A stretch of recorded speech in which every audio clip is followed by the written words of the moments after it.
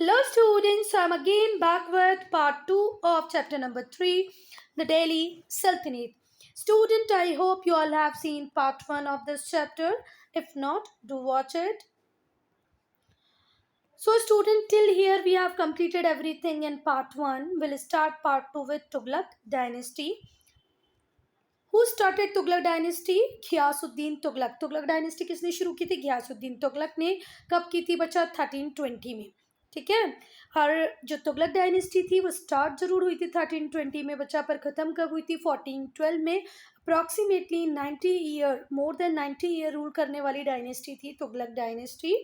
Start हुई थी 1320 में एंड हुई थी 1412 में. पर घियासुद्दीन तुगलक जिन्होंने तुगलक डायनेस्टी को शुरू किया था 1320 में, उनकी डेथ हो जाती है 1325 में. 5 ईयर ये बस रूल कर पाते हैं और इनको सक्सीड करता है इनका अपना बेटा जौना खान, जो बाद में टाइटल ले लेता है मोहम्मद बिन तुगलक का. ठीक, कोई बात. मोहम्मद बिन तुगलक ने रूल करना स्टार्ट किया 1325 में और कब तक रूल किया? 1351 तक इन्होंने रूल किया. अब स्टूडेंट एक बात ध्यान रखें आप कि ये जो मोहम्मद बिन तुगलक थे, ये नॉवल फैमिली, नॉवल बैकग्राउंड से ज़्यादा स्ट्रेस, ज़्यादा इंपॉर्टेंस देते थे मेरिट्स पे. अगर किसी पर्सन में ये क्वालिटी देखते, किसी पर्सन का इंटेलिजेंस ये देखते, तो ये कभी भी ये ना सोचते कि नॉबल है कि नहीं है. अगर वो पर्सन किसी हम्बल ओरिजिन से भी बिलोंग करता तो भी ये उसको हाई पोजीशंस दे देते. अब ये जो नॉवल फैमिली थी, नॉवल्स थे, ये लोग इस बात से बहुत ऑफेंड कर जाते थे, गुस्सा कर जाते थे कि भैया ये हम्बल ओरिजिन के व्यक्तियों को हाई पोस्ट दे रहा है, ये तो सही बात नहीं है.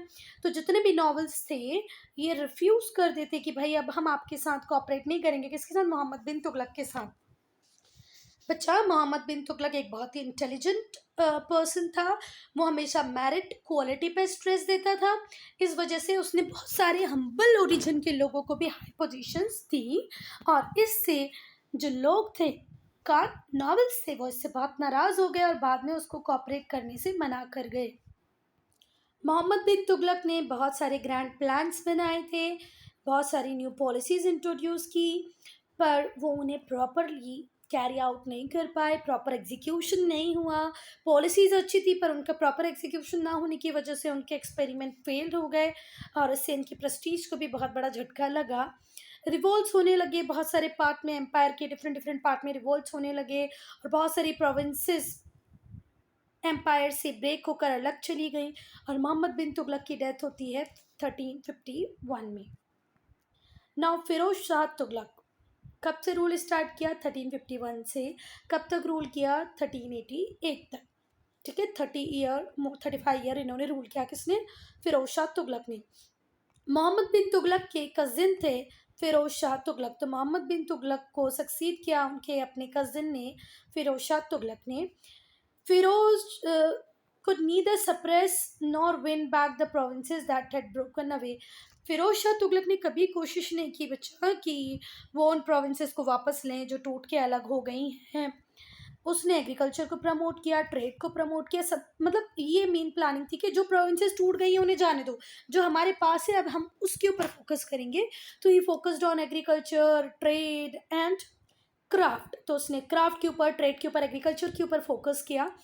बहुत सारे न्यू टाउन्स बनाए, पेट्रोनाइज लर्निंग. बहुत सारे जो लोनमैन थे, म्यूजिशियन थे, पोएट थे, उनको पेट्रोनाइज किया. पेट्रोनाइज करना मतलब उन्हें एक अच्छा खासा अमाउंट दे देना, सो that they will not be bother about their daily needs. They only can focus on their what art. जो भी म्यूज़िक है, म्यूज़िक के ऊपर फोकस कर सके, डांस के ऊपर, पोइट्री के ऊपर फोकस कर सके. उनकी डेली नीड्स को फुलफिल करने को रिस्पॉन्सिबिलिटी किंग ले लेता था. ठीक है.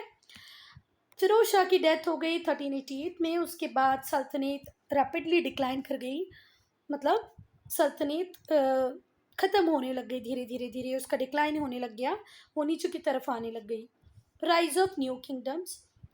From Mohammad bin Tughlaq reign onward, several provinces broke away from the sultanate. Mohammad bin Tughlaq की डेथ के बाद बहुत सारी छोटी छोटी छोटी प्रोविंसेस सल्तनत से अलग होने लग गई थी. उन्होंने अपनी इंडिपेंडेंट किंगडम बना ली थी.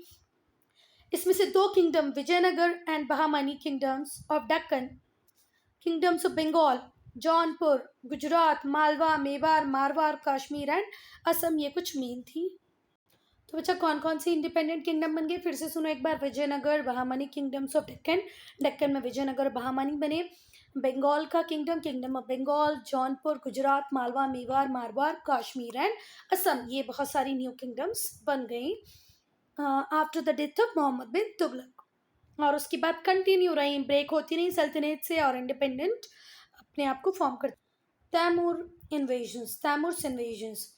Taimur Lang, Taimur the Lame, was the ruler of reign around Samarkand in Central Asia. Central Asia में समरकंद है। समरकंद के आसपास का जो रीजन था उसके रूलर थे बच्चा Timur Lang, Timur the lame. He invaded India in 1398, इसने इंडिया को इन्वेड किया 1398 में and occupied some territories in the north west, और कहाँ पर टेरिटरीज ऑक्यूपाई कर ली? नॉर्थ वेस्ट में। ही देन प्लंडर्ड दिल्ली, पहले नॉर्थ वेस्ट की टेरिटरीज एक्वायर की, फिर दिल्ली को प्लंडर किया, लूटा, प्लंडर करना मतलब लूटना। जब वो वापस जाने लगा तो उसने किस किस को भी प्लंडर किया बच्चा? बहुत सारी दूसरी सिटीज़ को भी प्लंडर किया, दिल्ली को तो किया ही किया, आसपास की और सिटीज़ को भी प्लंडर किया, लूट लिया। उसने यहाँ से बहुत इनोरमाउस, बहुत ज़्यादा क्वांटिटी में वेल्थ यहाँ से लेके गया। He also took along skilled artisan to work on monuments in Samarkand, और यहाँ से वो skilled artisans को लेके गया, skilled workers को लेके गया so that they can work in Samarkand. Taimur left an Afghan chief named Khizr Khan in charge of Indian territory, और जब ये यहाँ से सब कुछ लूट पाट करके वापस जाने लगा तो अपने एक चीफ जिसका नाम था खिजर खान उसको छोड़कर गया इंडियन टेरिटरीज की देखभाल के लिए। The Tughlaqs could not recover the power after Taimur's invasion. Tughlaqs कभी वापस पावर में नहीं आए तैमूर इन्वेजन के बाद। The dynasty ended in 1412. 1412 में पूरी तरीके से तुगलक डायनेस्टी खत्म हो गई। In 1440 खिजर खान ऑक्यूपाइड दिल्ली, 1440 में खिजर खान ने दिल्ली को ऑक्यूपाइड कर लिया। He established Sayyid dynasty which lasted till 1451। Khizr Khan की जो डायनेस्टी थी वो थी सैयद डायनेस्टी, जिसने कब तक रूल किया बच्चा? 1451 तक रूल किया। अब हम लोग देखेंगे लोडी डायनेस्टी। लोडी डायनेस्टी का रूल स्टार्ट होता है 1451 में और ख़त्म होता है 1526 में। कब स्टार्ट होता है बच्चा? 1451 में स्टार्ट होके 1526 पे ख़त्म होता है लोधी डायनेस्टी का रूल। जो लोडीज होते हैं वो अफगान ट्राइब्समैन होते हैं। Many of them had entered India during Mohammad bin Tughlaq reign. जो लोधीज हैं बच्चा, ये कौन है? अफगान ट्राइब्समैन है जो इंडिया में कब आ गए थे? जब मोहम्मद बिन तुगलक रूल कर रहे थे। इन 1451 Bahlul Lodhi founded the Lodhi dynasty. 1451 में बच्चा लोधी डायनेस्टी किसने फॉर्म की? बहालुल लोधी ने। ठीक कोई बात? In 1489 he was succeeded by his able son Sikandar Lodi. ठीक हुई बात? बहालुल लोधी ने 1451 में लोधी डायनेस्टी फाउंड की। ठीक हुई बात? और इसको सक्सीड किया इसके अपने लायक बेटे एबल सन जिसका नाम था सिकंदर लोधी ने। बच्चों, सिकंदर बहुत ही जस्ट रूलर था, बहुत ही अच्छा रूलर था। उसने बहुत आर्ट्स को, लर्निंग को, बहुत सारे जो आर्टिशियंस थे, लर्न पीपल थे, उनको पैट्रोनेज दिया। एक जस्ट रूलर था। जो सही है वो सही है, जो गलत है जो वो गलत है, इस तरीके से रूल किया सिकंदर ने। बहुत सारे आर्टिशियंस, लर्न पीपल को पैट्रोनेज दिया। उसने आगरा बनवाया। He founded the city Agra which he made his capital.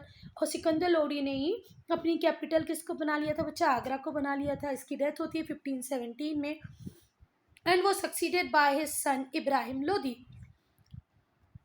Bahlul Lodhi के बेटे थे सिकंदर लोधी, सिकंदर लोधी के बेटे थे इब्राहिम लोधी। ठीक कोई बात? पहले आए बहालुल लोधी, फिर आए सिकंदर, और सिकंदर के बाद आए इब्राहिम लोधी। इन 1526 में क्या होता है बच्चा? Babur, a central Asian chief, invaded India. Central Asian chief Babur ने 1526 में इंडिया को इन्वेड किया। ही डिफीटेड इब्राहिम लोधी, और इब्राहिम लोधी को हरा दिया इन द बैटलफील्ड।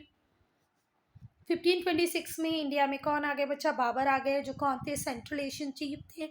उन्होंने इंडिया को इन्वेड किया और इब्राहिम लोधी को बैटलफील्ड में हरा दिया। और कहाँ पर हराया बच्चों? पानीपत में। ठीक है। Thus the Lodi dynasty and the Delhi Sultanate came to an end, और इसी के साथ लोधी डायनेस्टी का भी एंड हो गया और दिल्ली सल्तनत का भी एंड हो गया 1528 में बाबर के इन्वेजन के बाद। 1528 नहीं, 1526 में 1526 में बाबर जो एक सेंट्रल एशियन चीफ थे, इन्होंने इंडिया को इन्वेड किया और बैटलफील्ड में इब्राहिम लोधी को हराकर लोधी डायनेस्टी को भी ख़त्म किया और दिल्ली सल्तनत को भी ख़त्म किया। Thereafter Babur establish Mughal empire, और उसके बाद बाबर ने मुगल एम्पायर को एस्टेब्लिश किया इंडिया में। अब हम लोग देखेंगे कि दिल्ली सल्तनत के टाइम एडमिनिस्ट्रेशन कैसे होता था। तो बच्चा, दिल्ली सल्तनत को रन करना कोई इजी जॉब तो था ही नहीं, बहुत बड़ा एरिया था, बहुत सारी प्रॉब्लम सुल्तान फेस करते थे। जितने भी डिफीटेड रूलर्स होते थे वो अगेन एंड अगेन अपनी पावर को वापस लेना चाहते थे। देखो, ये वाला जो रीज़न है, इस रीज़न से ये लोग इंडिया में आए, आने के बाद इन सारे किंगडम्स को डिफीट किया और यहाँ पर रूल करने लग गए। ठीक है, तो जिन किंगडम्स को ये डिफीट कर रहे थे, ये किंगडम्स बाद में चाहती थी ना कि हमारा एरिया हमें मिल जाए। ये वाली किंगडम चाहती थी, डिफीटेड रूलर चाहते थे हमारा एरिया हमें मिल जाए। तो जो सल्तनत था उसका एडमिनिस्ट्रेशन इतना आसान नहीं था बच्चा। जितने भी सुल्तान हुए उनको ये जो डिफीटेड रूलर थे बार बार कोशिश करते थे कि हमारा जो एम्पायर है, हमारी जो किंगडम है, जो आज सल्तनत का पार्ट बन गई है, वो इंडिपेंडेंट बन जाए, हमारे पास वापस आ जाए। बच्चों, इस इमेज को ध्यान रखना क्योंकि आजकल इमेज बेस्ड क्वेश्चन भी आता है। ये है गयासुद्दीन तुगलक का टूम। मोहम्मद बिन तुगलक को भी यहीं पर बरी किया था। ठीक है, मोहम्मद बिन तुगलक को भी यहीं बरी किया था और ये गयासुद्दीन तुगलक का भी टूम है। Like many of the Rajput rulers often revolted against Turkish rule, और जितने भी राजपूत रूलर थे वो कंटिन्यू फाइट करते थे किसके अगेंस्ट में, टर्किश रूल के अगेंस्ट में। नॉवेल्स भी कॉन्स्पिरेंसी करते रहते थे कि सुल्तान को ओवरथ्रो करना है। अगर कोई सुल्तान नॉवेल्स के अकॉर्डिंग चलता था तो कोई प्रॉब्लम नहीं होती थी नॉवेल्स को, पर कोई सुल्तान अगर नॉवेल्स की ज़्यादा बातें ना सुने तो ये हमेशा कॉन्स्पिरेंसी षड्यंत्र करते रहते थे कि इस सुल्तान को तो हमको ओवरथ्रो करना ही है, उखाड़ फेंक देना। ओवरथ्रो का मतलब होता है उस जगह से हटा देना। And there were several Mongol invasion from central Asia. चलो, हमारे राजपूत रूलर लड़ रहे हैं, नॉवेल्स कॉन्स्पिरेंसी कर रहे हैं, और इससे भी बढ़ के थे मंगोल इन्वेजन जो सेंट्रल एशिया से हो रहे थे। अब हम क्लोजली देखेंगे कि कौन से मेजर सुल्तान्स लिया करते थे to establish a strong government. Every sultan try hard to make strong government, properly rule हो, इसके लिए हर सुल्तान ने कुछ ना कुछ मेजर्स लिए। Security of the throne, to help him remains in power and overcome his enemies, Iltutmish organized a group of 40 Turkish बंदगन slave officers। देखो, ये जो कौन थे, इल्तुतमिश थे, इनको ज़्यादा टाइम तक रूल करना था, ये अपने एनिमीज़ को हराना चाहते थे, पावर में रहना चाहते थे, इसलिए इन्होंने क्या किया, 40 टर्किश बंदगन मतलब जो इनके स्लेव ऑफिसर थे उनका एक ग्रुप बना दिया। इस ग्रुप को उन्होंने बोला बंदगने तुर्क, चिहलगनी चिहलगनी और Chalisa in short. Chalisa group of 40, चिहलगनी, बंदगने तुर्क, ये ग्रुप बनाने वाले थे बच्चा इल्तुतमिश। ठीक है, so that he can rule and overcome enemies. By the time Balban became Sultan, the Chehalgani had become very powerful and its member had started hatching conspiracy against the Sultan. जिस time तक बलबन सुल्तान बने तब तक क्या हुआ था बच्चा, ये जो चिहलगानी थी या जो ग्रुप ऑफ 40 पीपल था जिसको बनाया था इल्तुतमिश ने, ये इतना ज़्यादा पावरफुल हो गया कि ये जो मेंबर थे चिहलगानी के, जो 40 मेंबर्स, ये कॉन्स्पिरेंसीज करने लगे, षड्यंत्र करने लगे, प्लॉटिंग करने लगे अगेंस्ट द सुल्तान। ये चाहते थे कि सुल्तान जो भी बने वो हमारी इच्छा के अकॉर्डिंग बने, जो काम करे वो हमारी इच्छा से करे। सो बलबन क्रश द चहलगानी, और बलबन को ये बात बिल्कुल अच्छी नहीं लगी और उसने इनकी पावर को कंप्लीटली क्रश किया। इसने स्ट्रिक्ट मेजर लिए, डिसिप्लिन कोर्ट में प्रॉपर मेंटेन रहा, introduced strict discipline in the court. These included the Persian custom of zameen bows, that is lying flat on one's face before the sultan to show respect. zameen bows का मतलब है आपको flat लाई कर जाना है, ज़मीन के ऊपर लेट जाना है, जो आपका फेस होगा उसको बिल्कुल ज़मीन से टच कर लेना है, अपने सुल्तान को रेस्पेक्ट देने के लिए। ज़मीन बोस, पाय बोस, सिजदा, ये सब इंट्रोड्यूस करने वाले थे बलबन। इनकी पॉलिसी थी ब्लड एंड आयरन। पूछा जाए कि ब्लड एंड आयरन की पॉलिसी किसकी थी, तो क्या बोलोगे? बलबन की। बलबन ने पूरे चहलगानी को क्रश करके रख दिया, इनको किसी कॉन्स्पिरेंसी के लायक नहीं छोड़ा। कोर्ट में एक स्ट्रिक्ट डिसिप्लिन मेंटेन किया। Sultan usually maintain a network of barids, बरीट्स मतलब स्पाइस, ठीक है। तो स्पाई सिस्टम होता था हर सुल्तान का। जो स्पाई होते थे, जो स्पाइस होते थे, वो सुल्तान को इन्फॉर्म करके रखते थे हमेशा कि उनके पूरे एम्पायर में क्या हो रहा है, कौन उनसे खुश है, कौन उनके अगेंस्ट में प्लानिंग कर सकता है। These all known by the spies, and time to time they keep informing the sultans about all this. Now revenue का क्या होता था बच्चा? Land revenue most important source था रेवेन्यू का। खराज, जिसको हम लैंड टैक्स बोलते हैं, लैंड रेवेन्यू बोलते हैं, was collected as a share of agriculture produce. जितना भी एग्रीकल्चर प्रोड्यूस होगा उसका कुछ शेयर कौन ले लेगा? 1/3 ले ले, 1/5 ले ले, या जो भी कुछ होता था वो खराज। खराज का मतलब ये था कि land tax, land revenue collect किया जाता था as a part of share of agriculture produce. जितना भी आपने प्रोड्यूस किया था उसका कुछ हिस्सा आपको किसको देना है? किंग को देना है। अलाउद्दीन खिलजी ने लैंड को रीअसेस किया, इसने रेवेन्यू के रेट को फिक्स किया। Half of peasant produce, suppose करो आपने 100 क्विंटल प्रोड्यूस किया है, तो उस 100 क्विंटल का 50 क्विंटल आपको किसको देना पड़ेगा? किंग को, मतलब सुल्तान को देना पड़ेगा एज टैक्स। ये किसने किया था बच्चा? अलाउद्दीन खिलजी ने किया था। Alauddin paid his soldiers fix salaries in cash, और अलाउद्दीन अपने सोल्जर्स को कैश में सैलरीज देता था। So in most places revenue had to be paid in cash, तो रेवेन्यू भी कैश में ही लेता था। जितने भी पीजेंट्स थे वो अपनी प्रोड्यूस को sell their produce to be able to pay the revenue. पहले वो सेल करेंगे अपनी प्रोड्यूस को, और जैसे ही सेल प्रोड्यूस होगी उनके पास आएगा कैश, और फिर ये कैश में वो टैक्स का पेमेंट करेंगे। ठीक कोई बात? और ये टैक्स के पेमेंट से जो पैसा आएगा वो सरकार के लिए क्या होगा बच्चा? रेवेन्यू। और इस रेवेन्यू से वो अपने सोल्जर्स की जो सैलरीज होंगी उसको पे करेंगे। ठीक कोई बात? फिर से देखो, अलाउद्दीन खिलजी ने लैंड को रीअसेस किया, उसने टैक्स रखा half of the peasant produce, जितने भी प्रोड्यूस करोगे इसका हाफ आपको देना पड़ेगा। अलाउद्दीन ने अपने सोल्जर्स को सैलरी फिक्स करके दी, और वो भी काय में दी? कैश में दी। तो बहुत सारी जगहों पे क्या होता था, रेवेन्यू ये कैश में ही कलेक्ट करता था। पीजेंट से बोला जाता था पहले अपनी प्रोड्यूस को सेल कर दो, सेल करने के बाद सरकार को रेवेन्यू दे दो, मतलब सुल्तान को रेवेन्यू पे कर दो। Grain collected as revenue was stored in a granaries to meet natural crises like famines and flood। पहले famines flood बहुत ज़्यादा कॉमन थी बच्चा, तो famines और flood के टाइम में फूड ग्रेन्स की शॉर्टेज हो जाती थी, क्राइसिस हो जाती थी। उस क्राइसिस के लिए ये जो भी कैश में जो इनको इनकम नहीं मिल पाती थी, जो भी फूड ग्रेन्स इनको टैक्स के फॉर्म में मिलती थी, उसको ये स्टोर करके रख देते थे so that they can use it at the time of famine and flood. Now iqtas, Iltutmish क्या करते थे बच्चा? लैंड ग्रांट देते थे, जिसको बोलते थे iqta, to a member of his army. अपने आर्मी के मेंबर को बड़ी बड़ी ज़मीनें दे देते थे, जिसे हम बोलते थे iqta. In return the iqta holder, in return जिसको भी ये इक्ता मिलता था, जिसे हम इक्तादार या मुक्ति बोलते थे, वो सुल्तान को मिलिट्री हेल्प देता था इन टाइम्स ऑफ वॉर। जब भी वॉर होगा तो ये जो इक्तादार होंगे, जिनके पास ज़मीनें होंगी, जिसे हम इक्ता बोलते हैं, ये राजा को क्या देगा? आर्मी। फिर से समझना, राजा के पास बहुत सारी ज़मीनें हैं, किंग, तो किंग अपनी ज़मीनों में से कुछ ज़मीनें किसको दे देता था बच्चा? इक्तादार को। और इस ज़मीन जो दी गई है इसको क्या बोलते थे बच्चा? इक्ता। जिसके पास भी ये ज़मीन होगी, भले वो ए हो या बी हो, इस ए और बी को क्या बोलेंगे बच्चा? इक्तादार।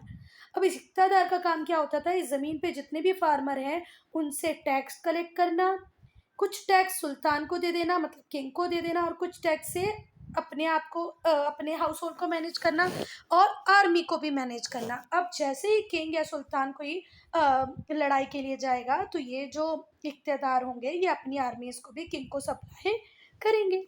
ठीक कोई बात? अब इक्तादार का काम होता था बच्चा to collect revenue from iqta to meet the cost of administration, अपने एडमिनिस्ट्रेशन का कॉस्ट मीट करने के लिए, ट्रूप्स को मेंटेन करने के लिए, हॉर्सेस को मेंटेन करने के लिए, और जो भी पार्ट बचेगा वो किसको पे करेगा? सुल्तान को।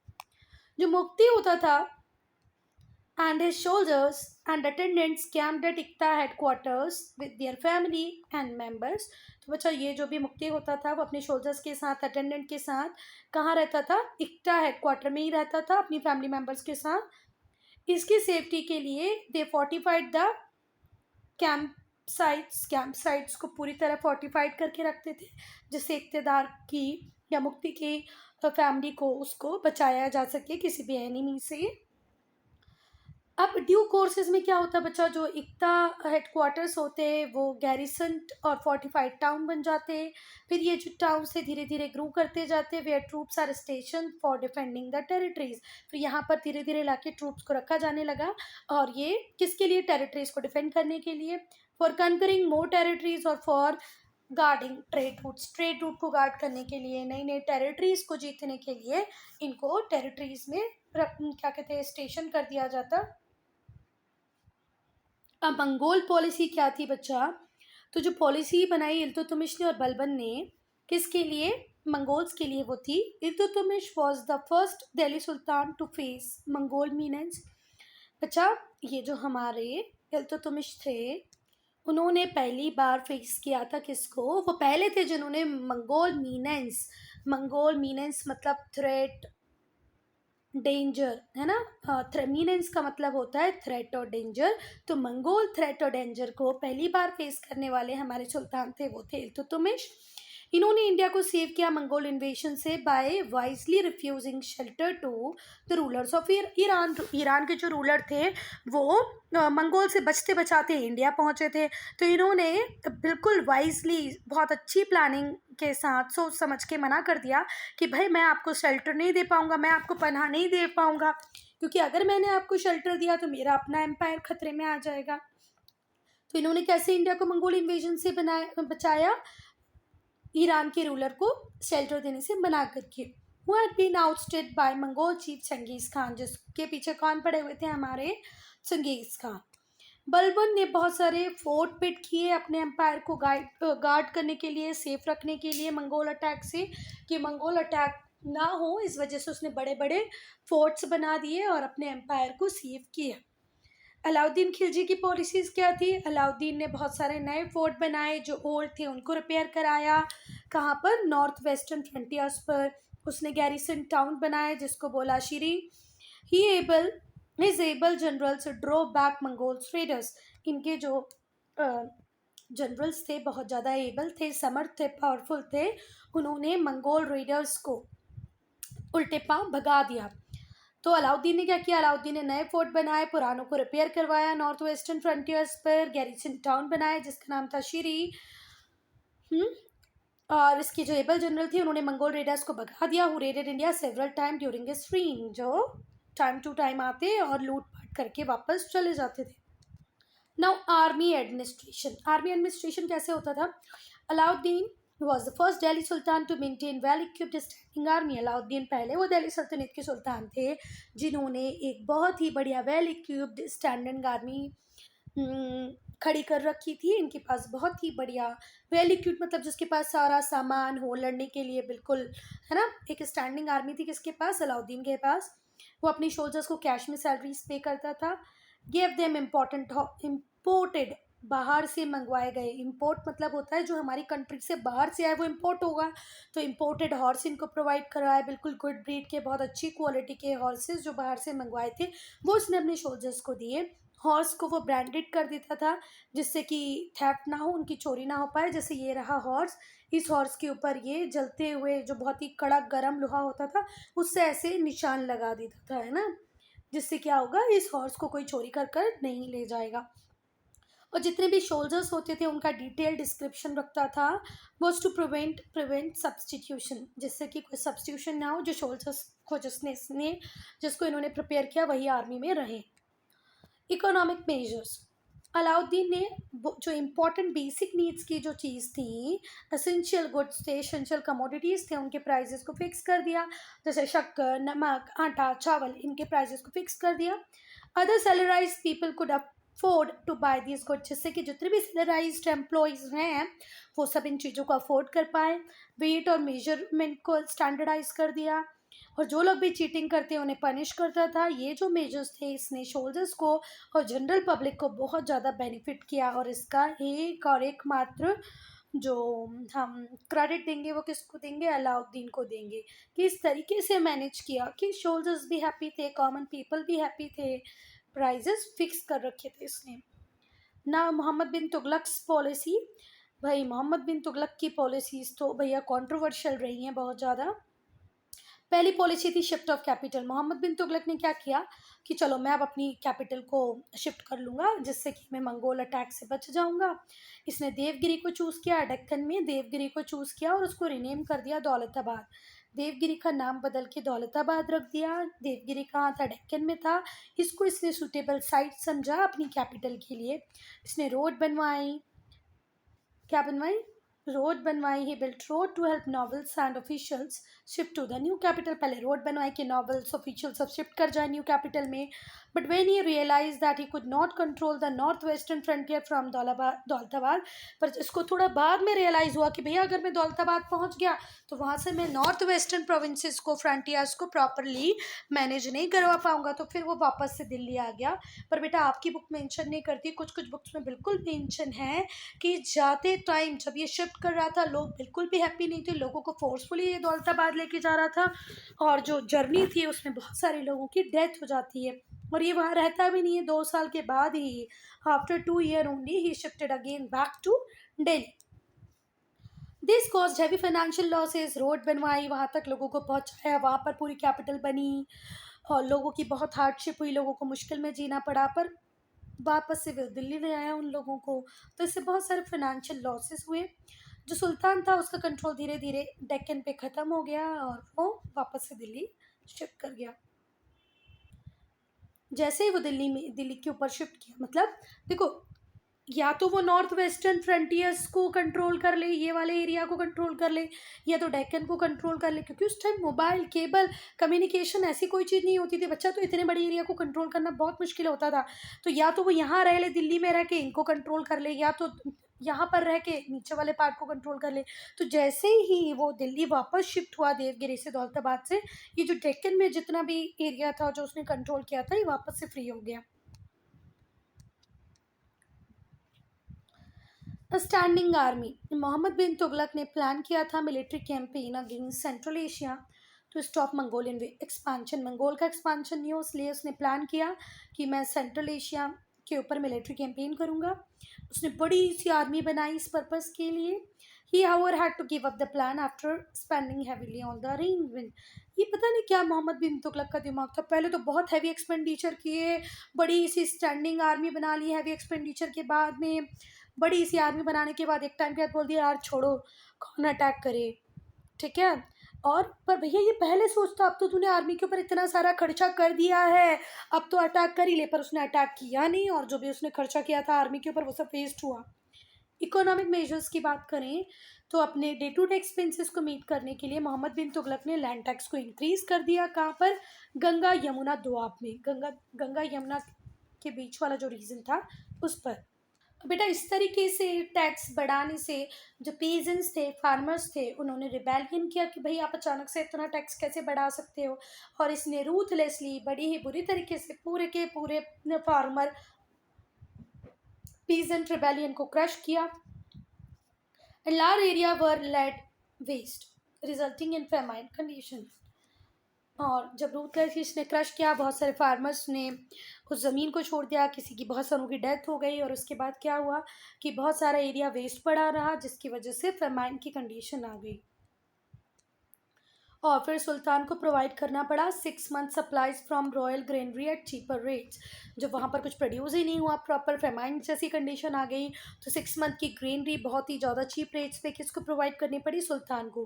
Peasants had to be loans to restore cultivation, और पीजेंट्स को फिर लोन दिए गए कि भैया आप आओ वापस और कल्टिवेशन स्टार्ट करो।